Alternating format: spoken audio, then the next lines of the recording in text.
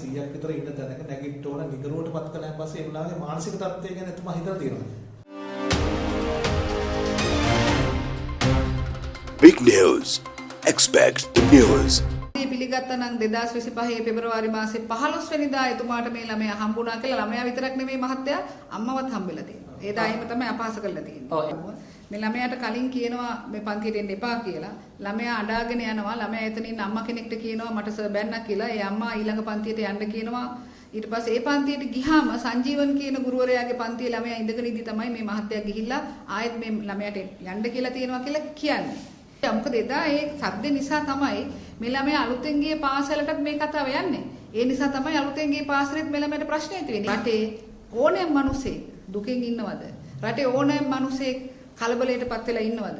රටේ ඕනෑම මිනිසෙක්ට අසාධාරණයක් වෙලා තියෙනවද? යන්න ගිහිල්ලා කතා කරන්න. ඕගොල්ලෝ අපි කවුරුත් මේ ඡන්දේ කාලෙට නිම කරගෙන එනවනේ ගෙවල් වලට. ඇයි මිනිස්සෙක්ට කරදරයක් වුණාම මෙහෙම කරන්න ඕනේ නැහැ සර්ලා මිස්ලා. ගිහලා කතා කරන්න මිනිස්සු විදිහට.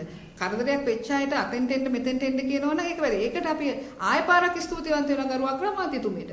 බොහොම වැදගත් විදිහට සලකන ආරක්ෂිත වේ දෙමෝපියන් ගිල්ල තමයි අද කතා කරලා තියෙන්නේ. අපිට සංවිධානයක් විදිහට මෙහෙම දෙයක් කරන්න පුළුවන්. අපිට නැවත නැවතත් රටේ නායකයන්ගෙන් ඉල්ලා සිටින්න පුළුවන්. කරුණාකරලා හොඳයි මේ දරුවා වෙනුවෙන් ඉදිරිපත් වෙච්ච එක බොහොම ස්තුතියි. කරුණාකරලා කතා කරද්දී සමහරට වැරදීමක් වෙන්න පුළුවන්. කතා කරපු පුද්ගලයා තාත්තා කෙනෙක් නම් ඒ වේදනාවෙන් ඒ වචනේ පිට වුණා වෙන්න පුළුවන්.